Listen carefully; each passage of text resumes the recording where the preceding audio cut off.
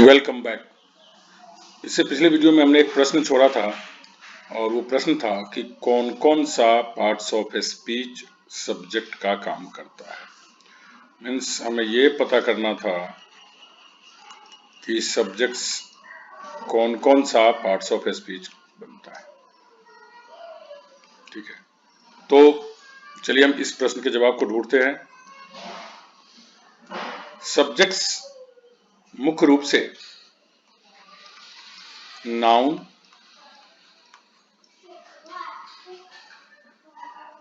एवं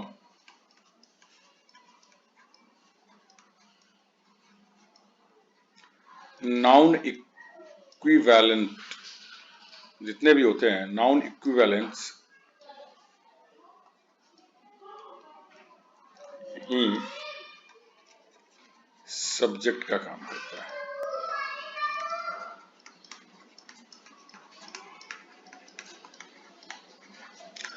तो हमने प्रश्न रखा था कि कौन कौन सा पार्ट्स ऑफ ए स्पीच। तो एक तो नाउन हो गया, लेकिन एक ही लाइन में पूरे जवाब भी है, नाउन एवं नाउन इक्विवेलेंस ही सब्जेक्ट का काम करता है। तो नाउन सबसे पहला हमारा क्या हो गया, noun as a subject. Noun as a subject, तो नाउन एज ए सब्जेक्ट में जैसे देखते हैं राम इज हैप्पी, तो राम इज हैप्पी में राम क्या हो गया, नाउन है, और यहां पे ये क्या है, सब्जेक्ट।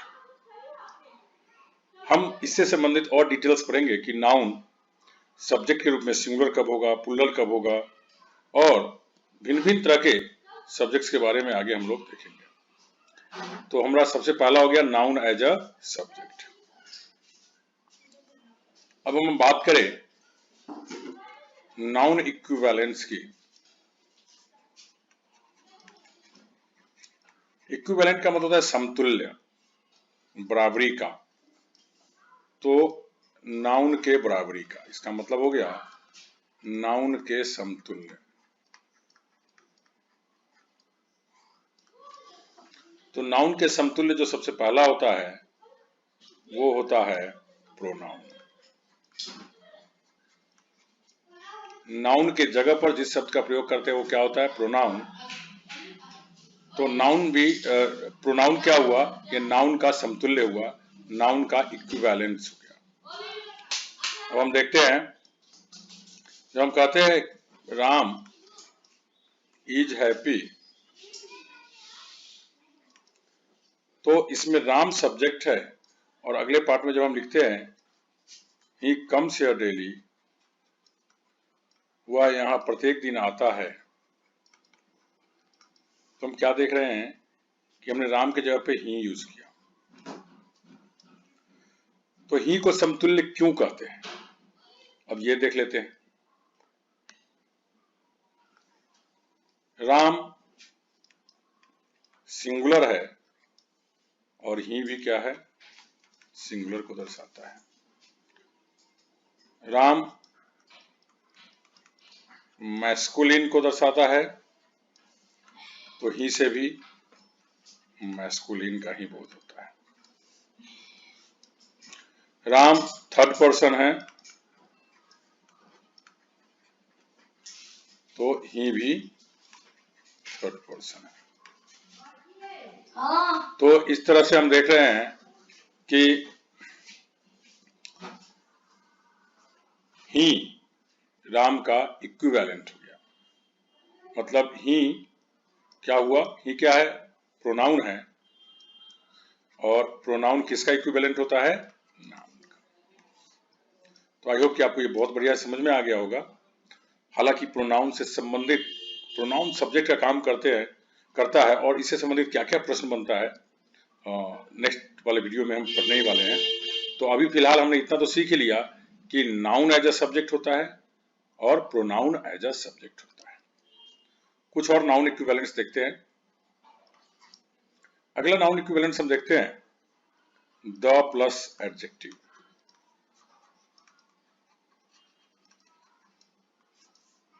द प्लस एडजेक्टिव ये प्लूरल नाउन का काम करता है। तो जाहिर सी बात है ये भी नाउन इक्विवेलेंट हो गया। जैसे अब देखो रिच, रिच मीन्स हम कहते हैं धनी, ठीक है, तो ये क्या हो गया एडजेक्टिव, आपको हम पहले भी बता चुके होंगे।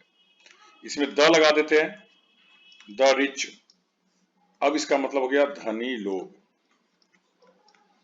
प्लूरल की बात हो गई, तो जाहिर सी बात है प्लूरल वर्ब रहेगा। द रिच आर हैप्पी, मतलब धनी लोग खुश होते हैं। तो हमने क्या देखा कि यहां पर द रिच सब्जेक्ट का काम किया, और जो भी सब्जेक्ट का काम करता है वो या तो नाउन होता है या नाउन इक्विवेलेंट होता है। तो द रिच क्या काम कर गया, नाउन इक्विवेलेंट का, ठीक है। तो इस तरह से बना सकते हैं, द काइंड दयालु लोग, द ब्लाइंड अंधे लोग, द लेम लंगड़े लोग, इटीसी। तो इस तरह से अभी तक हमने देखा नाउन एज अ सब्जेक्ट होता है, एग्जाम्पल आपको आना चाहिए, प्रोनाउन एज अ सब्जेक्ट होता है, ये भी आपने देख लिया, the plus adjective as a subject होता है, ये भी आपने देख लिया। तो तीन तरह से आपने सब्जेक्ट देख लिया।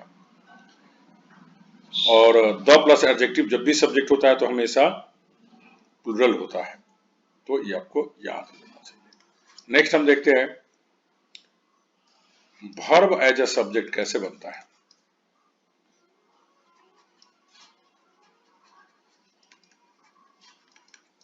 वर्ब से हम सब्जेक्ट बनाने का हमारे पास दो विधि है, एक 2 + V1 जिसको हम इन्फिनेटिव कहते हैं।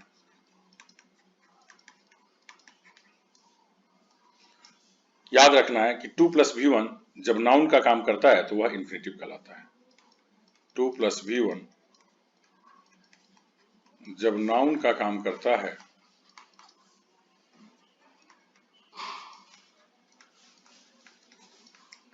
तो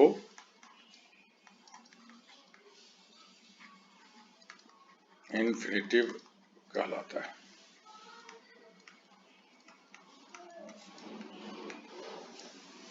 टू प्लस V1 जब नाउन का काम करता है तो यह इन्फिनेटिव कहलाता है।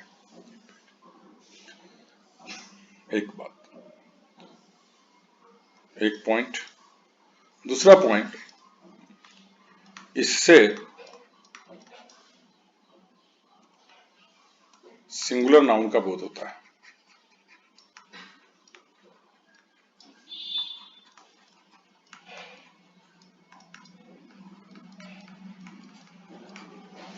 और तीसरा पॉइंट,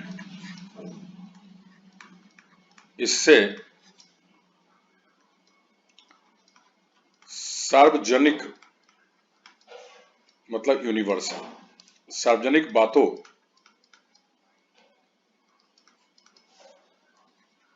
का बोध होता है। ये क्या बात हुई, इस पे हम जिक्र करते हैं। अब देखो, जैसे हम कहते हैं to walk is good for health.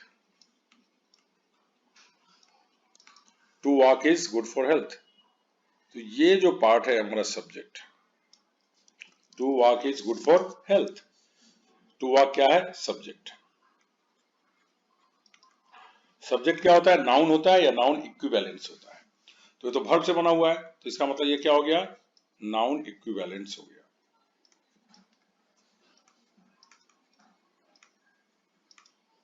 Correct. तो to walk is good for health, इसका मतलब हो गया टहलना स्वास्थ्य के लिए अच्छा होता है। ठीक है, तो हम एक एक करके बात कर लेते हैं। हमने कहा 2 + V1 जब नाउन का काम करता है, जाहिर सी बात है सब्जेक्ट के रूप में आया तो नाउन का काम कर रहा है। अब इसका नाम क्या हो गया, इन्फिनेटिव। तो इस सब्जेक्ट को हम क्या कहेंगे, इन्फिनेटिव सब्जेक्ट। ये क्लियर हो गया होगा आपको। इससे सिंगुलर नाउन का बोध होता है। टू वॉक के साथ इज क्यों लगा है, इज सिंगुलर को बोध कराता है, तो टू वॉक ये पूरा किस चीज का बोध कराया, सिंगुलर का, इसीलिए तो इज लगा है। प्लूरल लगा रहता तो आर लगता ना, तो टू वॉक क्या कराया बोध, सिंगुलर का। नेक्स्ट कहता है इससे सार्वजनिक बातों का बोध होता है।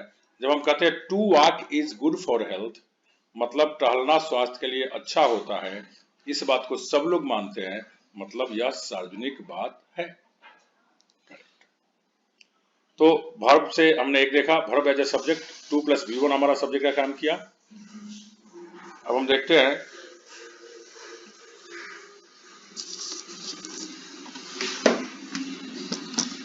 नेक्स्ट।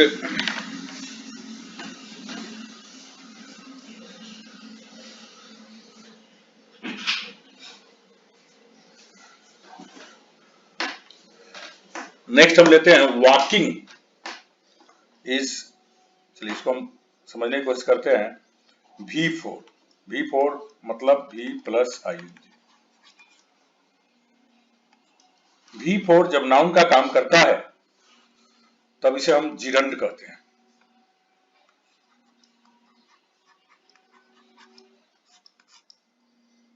V4 जब नाउन का काम करता है तब इसे जिरंड कहा जाता है।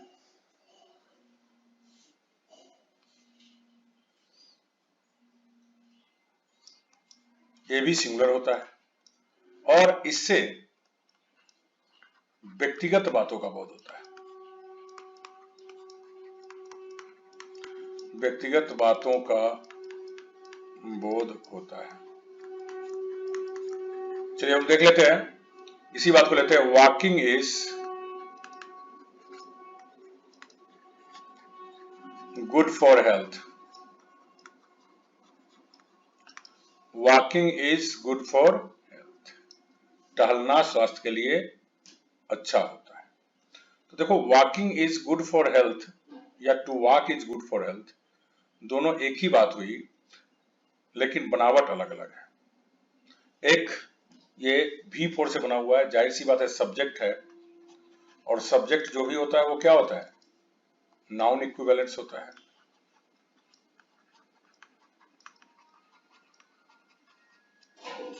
ठीक है, तो जाहिर सी बात है ये नाउन इक्विवेलेंट हो गया। नाउन इक्विवेलेंट है तो बनावट नाउन इक्विवेलेंट का क्या है, वर्ब में ING लगाकर, मतलब इसका नाम किस प्रकार का सब्जेक्ट हो गया, जिरंड। तो इसको बोला जाता है जिरंडियल सब्जेक्ट। जिरंड से सब्जेक्ट बना होता है तो इसको क्या बोला जाता है, जिरंडियल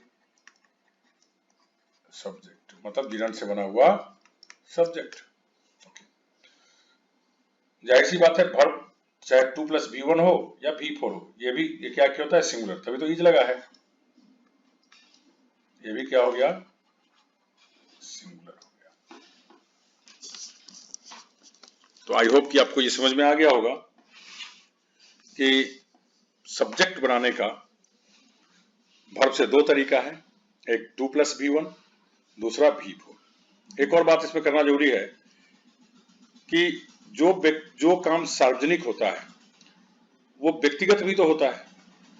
तो सार्वजनिक बातों को हम दोनों तरीके से बना सकते हैं, टू वॉक से भी बना लिया हमने और वॉकिंग से भी बना लिया। लेकिन ऐसा कोई काम जो केवल व्यक्तिगत हो तो उसको केवल हम V4 से बनाएंगे, उसको 2 + V1 से नहीं बनाएंगे। अब जैसे एक एग्जाम्पल ले लेते हैं।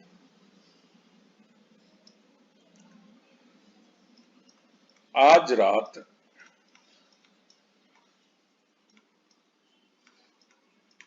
सिनेमा जाना अच्छा है।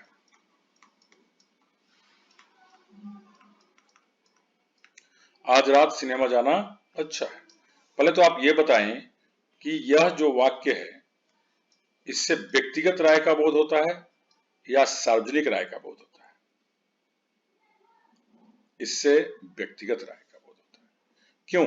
क्योंकि सबके लिए आज रात सिनेमा जाने की क्या बात है, ये किसी खास व्यक्ति विशेष के लिए आज रात सिनेमा जाना अच्छा हो सकता है, पूरे दुनिया के आदमी के लिए नहीं हो सकता।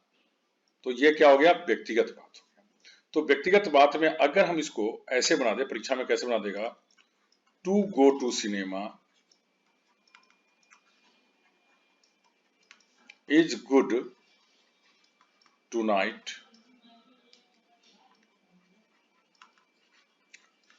To go to cinema is good tonight, यहां 2 + V1 से बना दिया। एक ऐसे बना रहा है, going to cinema is good tonight. अब बताएं इसमें कि दोनों में से कौन सा वाक्य सही है। तो देखो, आज रात सिनेमा, ये 2+V1 तो केवल यूनिवर्सल के लिए होता है, तो ये हमारा होगा नहीं। गोइंग टू सिनेमा वाला किसके लिए होता है? व्यक्तिगत के लिए होता है, और ये बात क्या है? व्यक्तिगत है, इसलिए हमारा सही हो गया। ठीक है। हाँ, एक बात ध्यान रखें, इसमें एक नोट आप लिख लें ताकि आपको अच्छी तरह से याद रहेगा।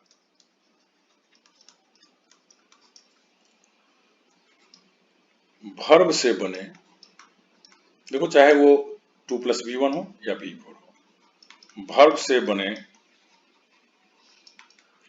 सब्जेक्ट, सब्जेक्ट बना मतलब क्या? नाउन बन गया, ये नाउन इक्विवेलेंट बन गया।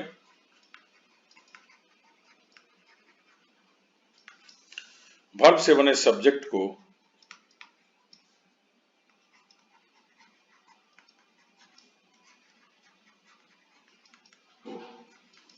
वर्बियल सब्जेक्ट कहा जाता है।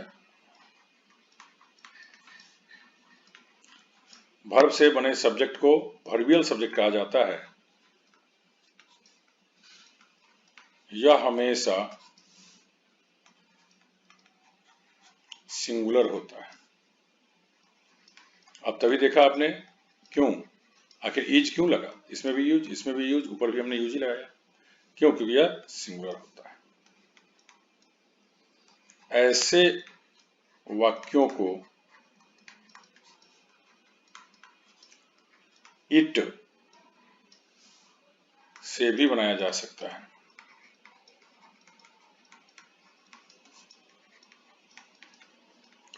जरा आप सोचिए, अगर कोई ऐसा वाक्य हो जिसपे आपको डाउट हो जाए कि पता नहीं ये यूनिवर्सल बात है या व्यक्तिगत बात है, क्लियर नहीं हो, तो एक बड़ा सेफ वे है कि आप इट से बनाइए। इट इज गुड टू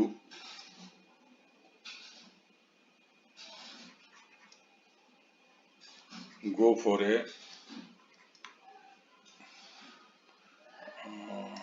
हमने क्या सेंटेंस लिया था पहला, उसी को बना लेते हैं। अच्छा, it is good to, okay, it is good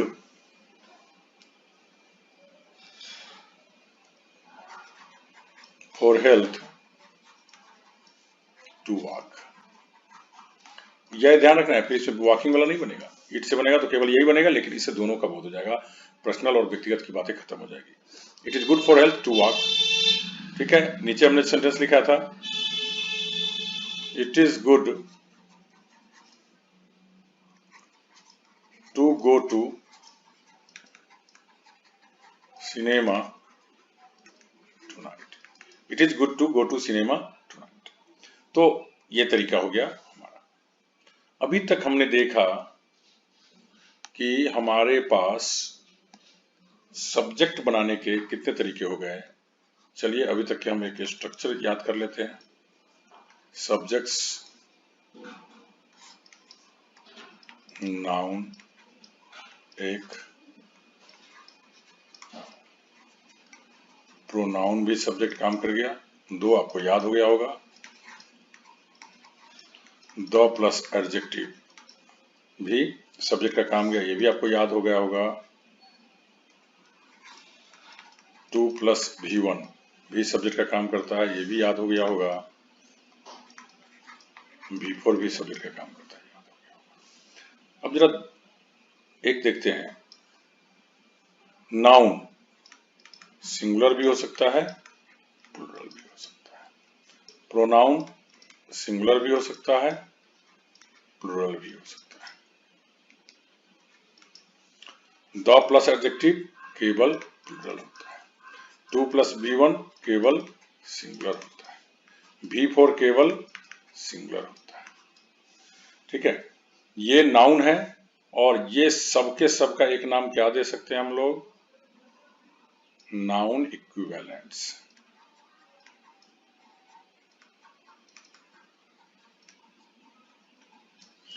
तो हम आपसे पूछ देंगे कि नाउन इक्विवेलेंस बताइए, तो आपको बताना पड़ेगा कि प्रोनाउन नाउन इक्विवेलेंस है, the plus adjective noun equivalent है, to plus V1 noun equivalent है, V4 नाउन इक्विवेलेंट है।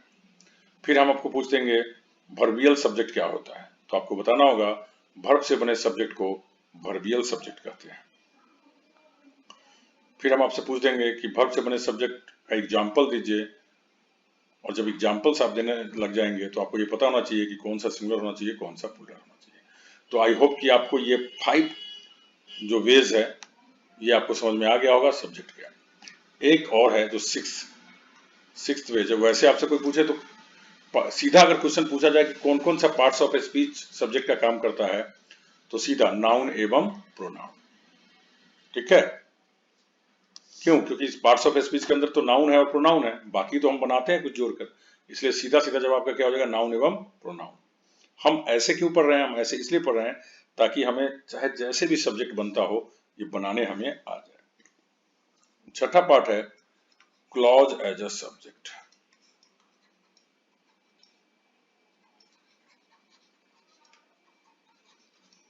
छठा पार्ट क्या है? Clause as a subject. मैं समझता हूं कि क्लॉज आपके लिए अजूबा बात नहीं है, पहले भी आप क्लॉज पढ़ चुके हैं, लेकिन हम फिर से एक बार आपको रिवाइज करा देते हैं। क्लॉज क्या होता है? वाक्य का वह अंश। क्लॉज का हिंदी क्या होता है? वाक्यांश। वाक्यांश, तो आपको ये याद होना चाहिए, वाक्य का वह अंश जिसके पास अपना सब्जेक्ट एवं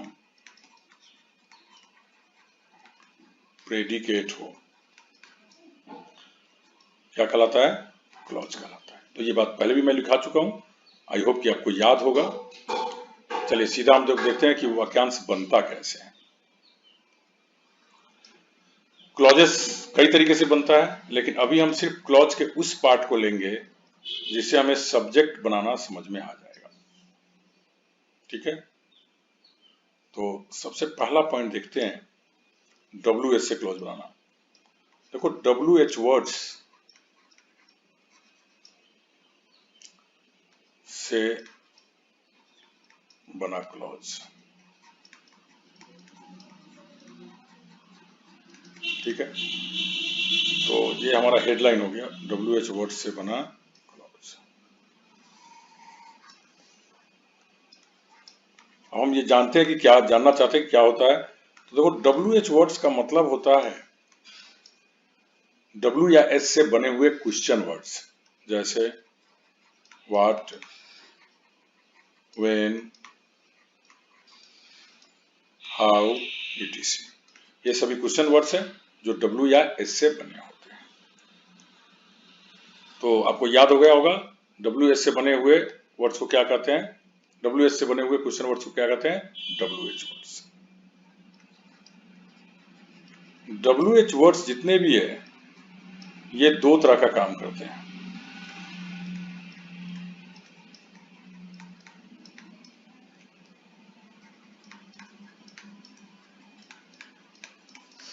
कौन कौन सा दूसरा काम करता है? एक,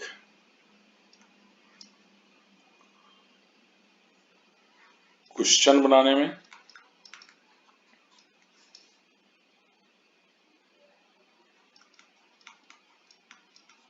क्वेश्चन बनाने का काम करते हैं, और दूसरा क्लॉज बनाने का काम करते हैं।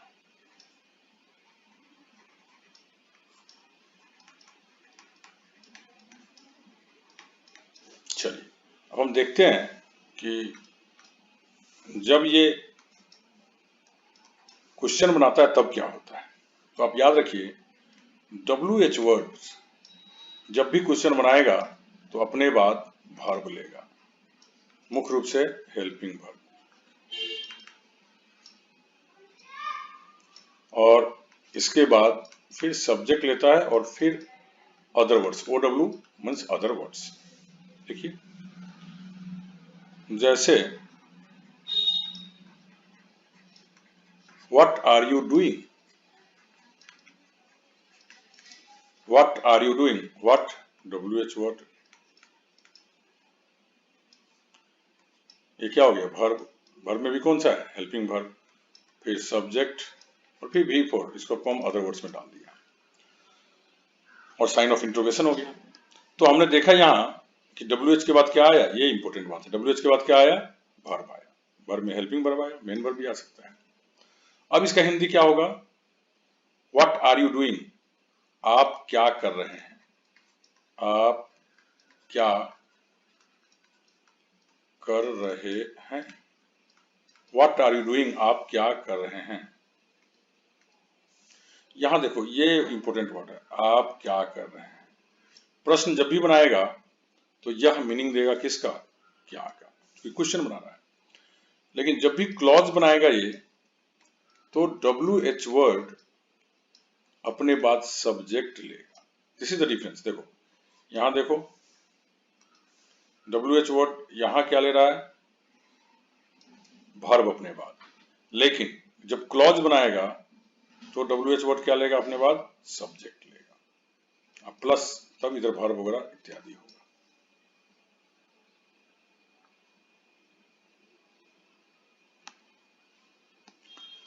लेट्स सी, अब इसी बात को हम क्या कहते हैं, WH के बाद क्या आना चाहिए, सब्जेक्ट। चलो हम लिख लेते हैं इसे,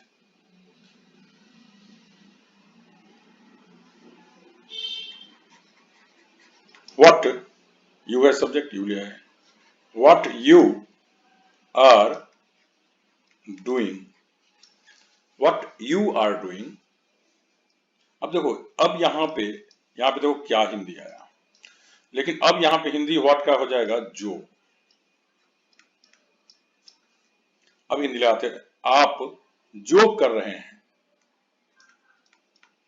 आप जो कर रहे हैं। आपको लगता होगा ये सुनने से कि ये बात पूरा नहीं है, आप जो कर रहे हैं इज नॉट राइट, सही नहीं है, फुल स्टॉप यहाँ पे। तो आप यहां देखो कि इस इज का सब्जेक्ट कहां से कहां तक है, ये पूरा है,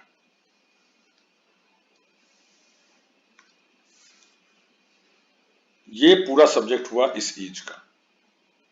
तो ये जो बनावट है, आप जो कर रहे हैं, अब इस पे हम अगर फोकस करें तो देखते हैं वाक्य तो यहां से शुरू होकर और ये पूरा यहां से लेकर यहां तक वाक्य हुआ। ये क्या है, वाक्य का एक अंश है, क्या है ये, अंश है। और आप पढ़े हैं कि वाक्य का वह अंश जिसके पास अपना सब्जेक्ट हो, ये व्हाट यू क्या है, सब्जेक्ट है, और अपना प्रेडिकेट हो, तो ये क्या है, प्रेडिकेट है, तो ये क्या कहलाता है, क्लॉज। तो वाक्य का वह अंश, ठीक है, जिसके पास अपना सब्जेक्ट एवं प्रेडिकेट हो, वह क्या कहलाता है, क्लॉज कहलाता है। और इस इज के लिए सब्जेक्ट क्या हो गया, एक क्लॉज है, क्योंकि यू तो सब्जेक्ट है नहीं, सिर्फ व्हाट सब्जेक्ट है नहीं, तो ये पूरा मिल करके सब्जेक्ट है। और चूंकि यह वाक्य का एक अंश है, इसके पास अपना सब्जेक्ट और प्रेडिकेट है, इसलिए यह क्या हो गया, वाक्यांश हो गया, क्लॉज हो गया। तो इस इज का सब्जेक्ट क्या हो गया, क्लॉज। अब यहां पे नोट देखिए, क्लॉज एज अ सब्जेक्ट, चाहे क्लॉज, हमेशा क्लॉज एज अ सब्जेक्ट कह लो या क्लॉज ही, क्लॉज एज अ सब्जेक्ट हमेशा क्या होता है, सिंगुलर होता है। तभी तो यहाँ इज लगा है, नहीं तो आर लगता है ना, या कुछ और लगता। लेकिन आप देखो यहाँ पे इज क्यों लगा, क्योंकि यह क्लॉज एज अ सब्जेक्ट क्या होता है, सिंगुलर होता है। तो आपको ये सारी बातें याद हो जानी चाहिए। तो एक बार फिर से हम रिवाइज आपको करवा दें कि अभी तक आपने क्या क्या पढ़ा है। आपको अभी तक मैंने 6 तरीके से सब्जेक्ट्स बनाना सिखा दिया। सब्जेक्ट्स में आपको हमने 6 तरीका बता दिया। फर्स्ट रिव्यू कर लेते हैं, नाउन, दूसरा प्रोनाउन, तीसरा द प्लस एडजेक्टिव, चौथा टू प्लस V1, पांचवा V4 एंड छठा क्लॉज इतने 6 वेज हो गए, 6 तरीके से हम सब्जेक्ट्स बनाते हैं। अब एक बार इस सब के नंबर की बात करें, नंबर मतलब क्या, सिंगुलर होगा कि प्लूरल होगा, तो याद करते हैं, नंबर सिंगुलर भी हो सकता है, सॉरी नाउन सिंगुलर भी हो सकता है, प्लूरल भी हो सकता है, प्रोनाउन सिंगुलर भी हो सकता है, प्लूरल भी हो सकता है, द प्लस एडजेक्टिव हमेशा सिंगुलर होगा, to plus V1 sorry the plus adjective हमेशा प्लूरल होगा, द प्लस एडजेक्टिव क्या होगा, हमेशा प्लूरल होगा, 2 प्लस V1 हमेशा क्या होगा, सिंगुलर होगा, V4 हमेशा क्या होगा, सिंगुलर होगा, क्लॉज हमेशा क्या होगा, सिंगुलर होगा। इस तरह से हम देखते हैं कि एक ही हमारे पास जो नाउन इक्विवेलेंट है, द प्लस एडजेक्टिव, वही केवल प्लूरल है, बाकी सबके सब 3 तो ये सिंगुलर ही केवल होगा, जबकि नाउन प्रोनाउन सिंगुलर भी हो सकता है, प्लूरल भी हो सकता है। तो इस तरह से हमने भिन्न भिन्न तरीकों से सब्जेक्ट की पहचान करना सीख लिया, सब्जेक्ट बनाना सीख लिया। आपको ये बहुत अच्छी तरह से याद होने चाहिए, ये 6 वेज और सबके सब के एग्जाम्पल्स भी इसके साथ जो PDF उपलब्ध है उसमें दिया हुआ है, तो आप देख लेंगे। नेक्स्ट क्लास में हम फिर से पढ़ेंगे, हमारी नेक्स्ट क्लास में क्या पढ़ाई करना है हमें, noun as a subject, noun as a subject या प्रोनाउन एज अ सब्जेक्ट के बारे में पूरा डिटेल में पढ़ेंगे, और साथ साथ यहाँ पे हम लोग काफी हद तक कवर करेंगे सब्जेक्ट वर्ब एग्रीमेंट को। आपको याद होगा कि मैंने जब ग्रामर के भेद बताया था, तो मैं बताया था कि सिंटैक्स को ही क्या कहते हैं, सब्जेक्ट वर्ब एग्रीमेंट, जिसमें वाक्य के विन्यास का पता चलता है। तो हम देखेंगे नाउन और प्रोनाउन, जाहिर सी बात है मुख्य रूप से तो नाउन और प्रोनाउन ही सब्जेक्ट होता है, नाउन का जो भी इक्विवेलेंट है वही सब्जेक्ट होता है। तो हम देखेंगे कि हमें कैसा कैसा सब्जेक्ट मिल सकता है, और जो भी सब्जेक्ट मिलेगा वो सिंगुलर होगा कि प्लूरल होगा, कैसे समझेंगे, और काफी हद तक इससे संबंधित जितने भी क्वेश्चंस होंगे वो सारे हमें सॉल्व करने आ जाएगा। आई होप कि इससे सिर्फ एक नाउन एंड केस चैप्टर पढ़कर आप किसी भी कंपटीशन में कई प्रश्नों का जवाब बड़ी आसानी से दे पाएंगे। तो जितनी बातें बता दिया है सबको आप आत्मसात कर लें। All the best, thank you very much.